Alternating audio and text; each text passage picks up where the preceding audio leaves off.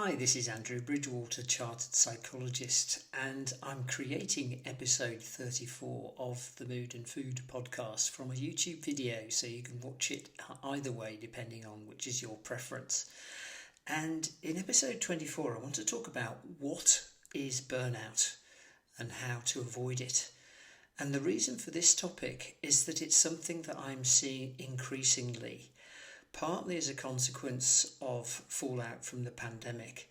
And I also think that people are feeling quite a lot more pressure these days to deliver at work. And working from home isn't necessarily easier for many people. And the lack of social contact, the tendency to work even more hours than people have done when they're in the office can really contribute to burnout. And many people are doing what we're calling a hybrid approach at the moment. So they're spending maybe a couple of days a week in the office and 3 days a week working from home, which may seem to help, but it hasn't necessarily.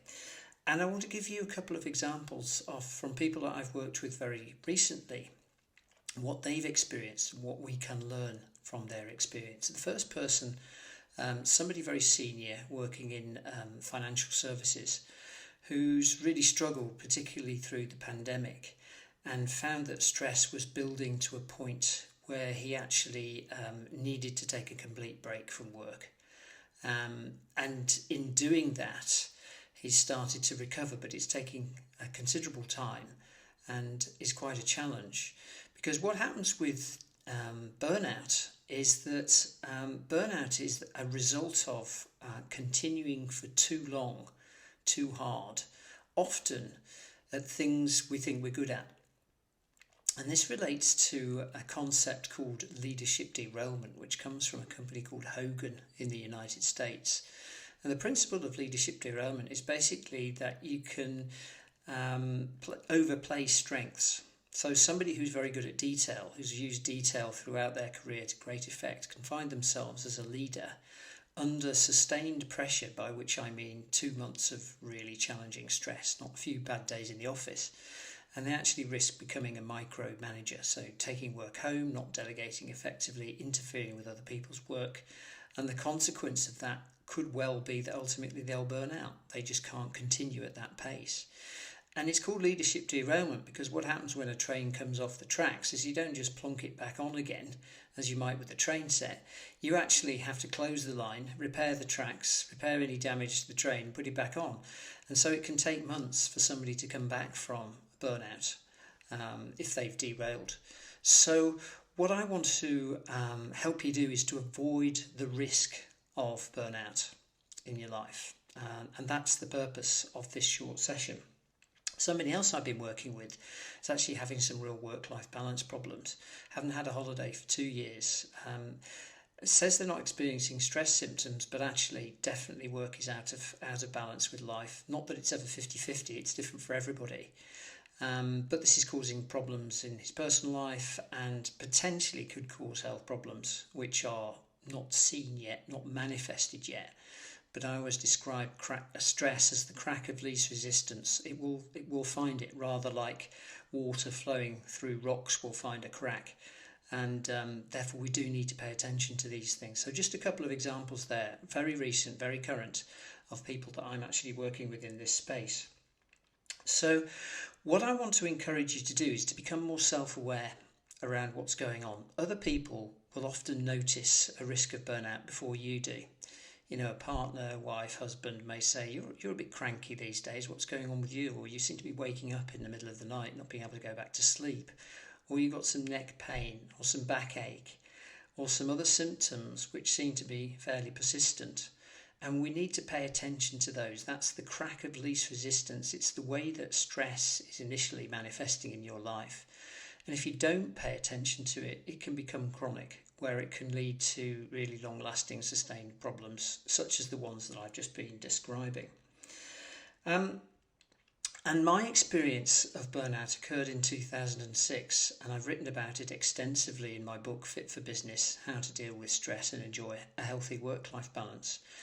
And basically what happened was I worried myself to death over a business problem. and kept trying harder and harder to solve the problem, but actually in doing so I burned out. Mine was quite an extreme case. I spent 6 weeks in a psychiatric hospital with severe stress.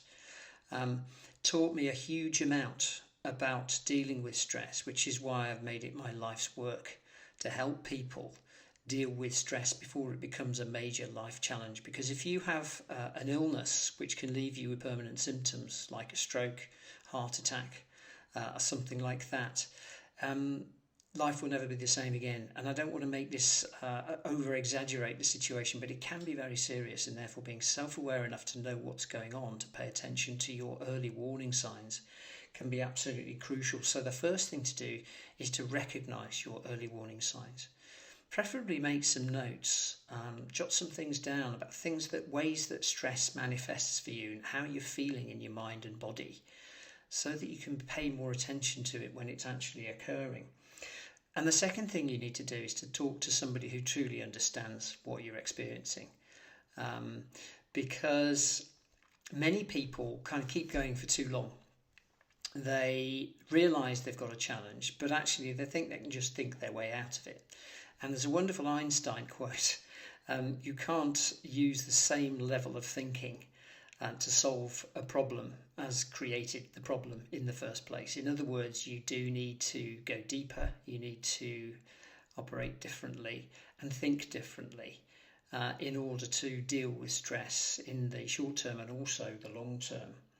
And I'd also say reach out and listen to or buy the book version, paperback, or the ebook version of Fit for Business: How to Deal with Stress and Enjoy a Healthy Work-Life Balance, where I talk about not only my personal experience, but the changes that I've made and I've helped others made around psychology and lifestyle to actually deal with stress at source. Some of this isn't well known, but it's hugely profound and powerful. So post-pandemic, I think we are even more at risk of burnout, I feel, than we were during the pandemic itself, where we were kind of struggling to cope. So it's a particularly important topic at the moment. Please educate yourself around it for the sake of your loved ones, if not for yourself, because it's crucial that you're able to deal with these problems before they become life-changing. So this is Andrew Bridgewater, Chartered Psychologist, and I wish you every success, and I look forward to speaking to you on the next edition of the Mood and Food podcast. Bye for now.